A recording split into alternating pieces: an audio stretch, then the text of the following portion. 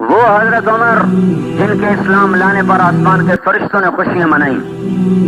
جب آپ نے کلمہ پڑھا اور صحابہ نے تکبیر پڑھی تو جبریل آ گئے کہ یا رسول اللہ آپ کو عمر کے اسلام کی خوشی ہو رہی؟ آپ نے کہا ہو رہی. کہ استبشر بہ اہل السماء، آسمان کے فرشتے بھی خوش ہو رہے ہیں عمر کے اسلام لانے پر. یہ وہ شخص ہے جس راستے سے گزرتا تھا شیطان وہ راستہ چھوڑ جاتا تھا. اور یہ وہ شخص ہے کہ آپ نے فرمایا عرفات کے میدان میں سارے صحابہ موجود ہیں 1.25 لاکھ. تو آپ نے کہا اس وقت اللہ تعالیٰ میرے صحابہ پہ فخر کر رہا ہے، عمر بن خطاب پہ خاص طور پہ فخر فرما رہا ہے. اور آپ نے فرمایا میرے بعد کوئی نبی ہوتا تو عمر ہوتا. وہ شخص ہے. اور آپ نے کہا میرے 2 وزیر زمین میں 2 آسمان، زمین کے ابو بکر اور عمر، آسمان پہ جبریل و میکائیل. ایسے بلند مقام کے شخص اور فتوحات ہو گئیں، خزانے اٹھ کے مدینے پہنچ گئے. اپنا حال وہی جو کہ انچھنے آٹے کی روٹی، ٹاٹ لگے پیون، مہینے میں 1 دفعہ گوشت کھانا. صحابہ نے مشورہ کیا بہت مشقت میں ہے عمر، ان کو چاہیے کہ اب نرمی کریں، کوئی نوکر رکھیں، اچھے کپڑے پہنیں، اچھا کھانا کھائیں. بڑے بڑے بادشاہ آتے ہیں ملنے کے لیے، اب ان کی مجلس ہونی چاہیے، اعلیٰ نظام ہونا چاہیے، سسٹم ہونا چاہیے. تو ان سے بات کی جائے. کون بات کرے؟ یہاں اگر سارے چپ، کون بات کرے؟ کسی کو ہمت نہیں ہو رہی. تو انہیں آپس میں مشورہ کیا حضرت حفصہ بات کریں، حضرت عائشہ بات کریں، دونوں امہات المومنین ہیں تو ان کی قدر کریں گے، ان کی سن لیں گے. حضرت علی نے فرمایا مانیں گے کوئی نہیں، کر کے دیکھ لو. تو یہ دونوں مائیں تشریف لے گئیں، ایک تو بیٹی ہیں، استقبال کیا، بٹھایا. حضرت عائشہ نے بات شروع کی. امیر المومنین، اللہ تعالیٰ نے اپنے نبی پر دنیا کا دروازہ نہیں کھولا تھا، وہ دنیا سے ایسے ہی چلے گئے، نہ دنیا آئی نہ انہوں نے اس کو چاہا. میرے باپ نے حکومت سنبھالی، نہ دنیا آئی نہ انہوں نے چاہا، نہ کھلی نہ انہوں نے کھلوائی، وہ بھی دنیا سے ویسے ہی چلے گئے. اللہ تعالیٰ نے آپ کی برکت سے اسلام کو زندہ کیا اور ساری دنیا میں اسلام کا ڈنکا بج گیا. ساری دنیا کے خزانے اٹھ کے مدینے آ گئے ہیں. اب وہ زمانہ نہیں رہا. آپ اپنے اوپر رحم کھائیں اور اپنے طرز زندگی بدلیں. آپ اتنے موٹے کپڑے پہنتے ہیں، جسم کو تکلیف ہے، آپ نرم کپڑا پہنیں. اب آپ پر بڑھاپا طاری ہے، آپ اتنی سخت غذا کھاتے ہیں، آپ اپنے لیے نرم غذا کریں. آپ کو خدمت کی ضرورت ہے، کوئی نوکر رکھیں.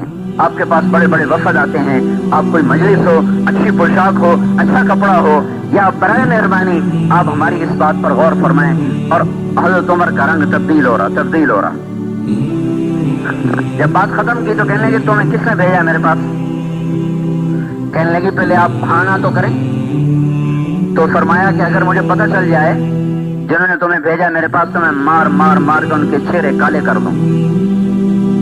پھر اپنی بیٹی سے مخاطب ہوئے، حضرت حفصہ سے. کہنے لگے تو گھر والی ہے اور گھر والے کو پتہ ہوتا ہے گھر میں کیا ہے. تو بتا تیرے گھر میں اللہ کے نبی نے کبھی زندگی بھر 2 وقت کھانا کھایا؟ کبھی زندگی میں 2 وقت کھانا کھایا؟ صبح کھایا تو شام نہیں کھایا، شام کھایا تو صبح نہیں کھایا. کیا تو اس پر اقرار کرتی ہے؟ تو اللہم نعم، کہاں میں اس پر گواہ ہوں. کیا تجھے یاد ہے کہ ایک دفعہ تو نے میز پہ کھانا رکھ کے دیا تھا تو حضور کے چہرے کا رنگ بدل گیا تھا؟ غصے کی وجہ سے تو انہوں نے میز سے کھانا اٹھا کے زمین پہ رکھا تھا، زمین پہ بیٹھ کر کھایا تھا کہ میں غلام ہوں، مجھے شاہی پسند نہیں ہے. ایک دفعہ حضرت عائشہ رضی اللہ تعالیٰ عنہ نے، الگ واقعہ سنا رہا ہوں، حضرت عائشہ رضی اللہ تعالیٰ عنہ نے یا رسول اللہ آپ کیسے بیٹھ رہے ہیں؟ آپ ذرا ٹیک لگا کے کھائیں، ہم کو آسانی رہے گی. تو آپ بجائے ٹیک لگانے کے آپ جھکتے آپ نے اپنی پیشانی زمین پہ لگا دی. کہ نہیں، میں تو غلام ہوں، میں کیسے ٹیک لگا کے کھا سکتا ہوں؟ میں اپنے رب کا غلام ہوں، میں غلاموں کی طرح کھاؤں گا. میں اسے دکھانا چاہتا ہوں کہ میں تیرا بندہ اور تیرا غلام ہوں. پھر فرمایا تجھے بستر یاد ہے کیا تھا تیرے نبی کے گھر میں؟ کہ جی ہاں، ایک ٹاٹ تھا جس سے رات کو دوہرا کر دیتی تھی، دن میں پھیلا دیتی تھی. آپ نے فرمایا تجھے وہ رات یاد ہے جب ایک دن تو نے ایک طے اس کی اور لگا دی تھی، دوہرے کی بجائے چوڑا کر دیا تھا، تو صبح پھر حضور نے پوچھا تھا حفظہ میرا بستر بدل دیا؟ کہ نہیں یا رسول اللہ وہی ہے، ایک طے اور لگا دی تھی تاکہ نرم ہو جائے۔ تو آپ نے کہا تھا میرا بستر ویسا ہی کر دے جیسا یہ تھا، میں یہ نرمی پسند نہیں کرتا، میں اپنے رب سے باتیں کرتا ہوں، اس ٹاٹ کی نرمی نے مجھے اٹھنے سے روکے رکھا۔ بول تو گواہ ہے؟ کہ میں گواہ ہوں۔ کیا تمہیں یاد ہے حضور کا ایک ہی جوڑا ہوتا تھا؟ جی ہاں۔ کیا اسے خود دھوتے تھے؟ کہ بالکل۔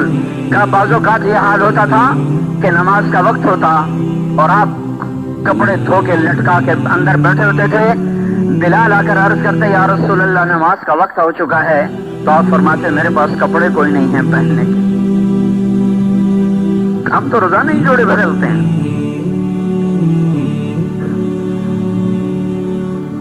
اور نماز میں تاخیر ہو جاتی تھی کہ آپ کے پاس دوسرا جوڑا نہیں ہوتا تھا، جا کے نماز پڑھا دیں۔ نماز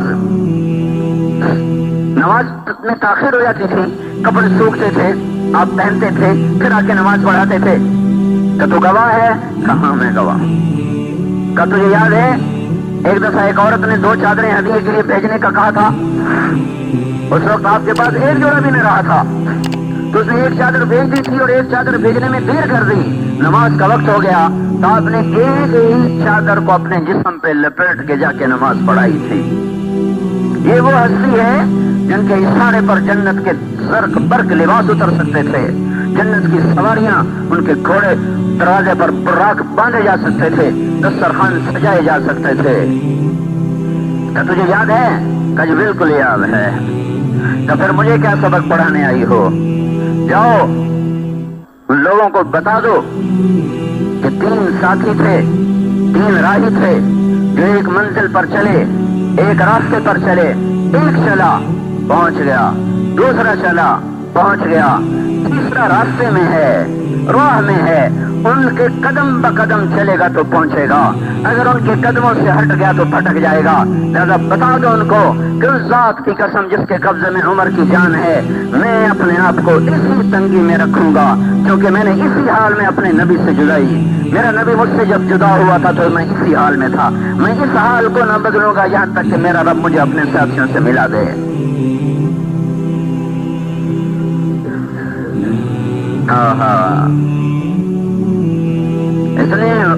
اتنی بشارتیں لے کر اتنی مشقتیں، ہم نماز چھوڑ کر بھی اتنا نہیں ڈرتے جتنا وہ جنتی ہو کر ڈر رہے تھے۔ یہ دیکھو کتنے جمعے میں آئے بیٹھے ہیں، یہ ہر دفعہ مجھے پریشان کر دیتے ہیں اور مجھے رلا دیتے ہیں کہ یہ باقی نمازوں میں کہاں غائب ہو جاتے ہیں، انہیں کیا ہو جاتا ہے، کیوں ان کا ایمان جا کے گم ہو جاتا ہے، کیوں ان کا ایمان بیدار نہیں ہوتا؟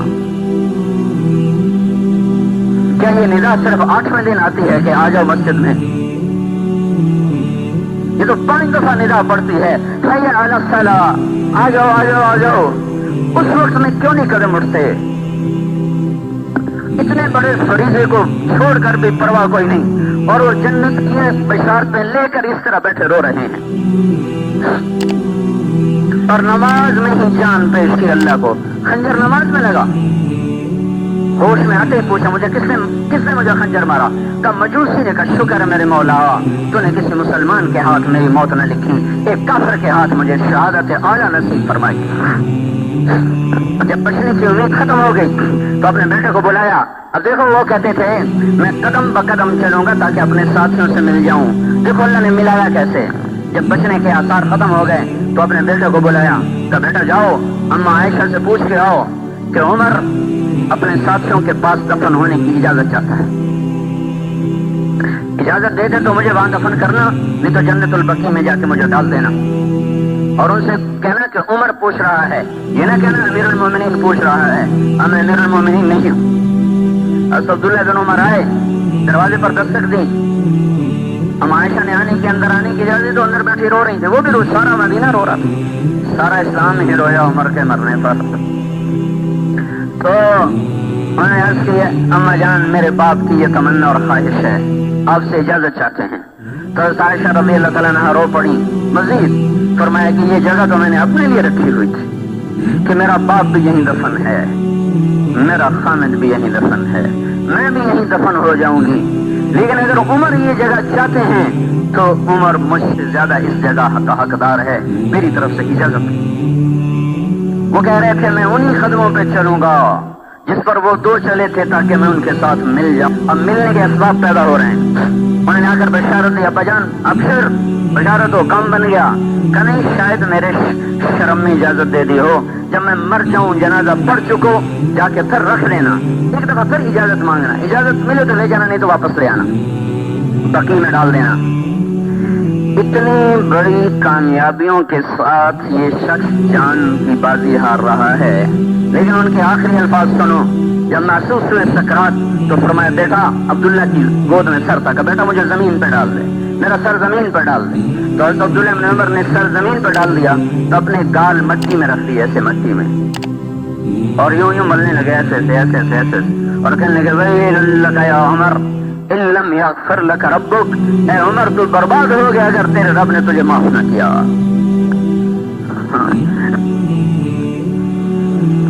جنت کی خوشخبریاں لے کر بھی وہ کہے تو برباد ہو گیا اگر تیرے رب نے تجھے معاف نہ کیا۔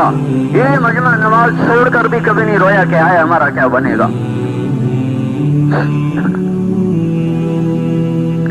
سارا دن ظلم ہی ظلم ہے۔ ظالم اسی کو نہیں کہتے جو کسی کو مارے اور قتل کرے، جس کی نظر نے غلط دیکھا یہ بھی ظالم ہے، جس کے کانوں نے غلط سنا یہ بھی ظالم ہے، جس کی زبان غلط بول گئی یہ بھی ظالم ہے۔ یہ ایسے اونچے انسان، اے اللہ اگر تو نے عمر کو معاف نہ کیا تو عمر ہلاک ہو جائے گا، یہ کہتے کہتے کہتے ویل لک یا عمر ان لم یغفر لک ربک، اور کہیں تھا ویل لک ولامک یا عمر ان لم یغفر لک ربک، عمر تو بھی برباد، تیری ماں بھی برباد اگر تیرے رب نے تجھے معاف نہ کیا۔ یہ کہتے کہتے کہتے کہتے دنیا سے رخصت ہو گئے۔ یہ وہ لوگ ہیں، یہ وہ ہستیاں ہیں جن پر اسلام بھی فخر کرتا تھا، جن پر فرشتے فخر کرتے تھے،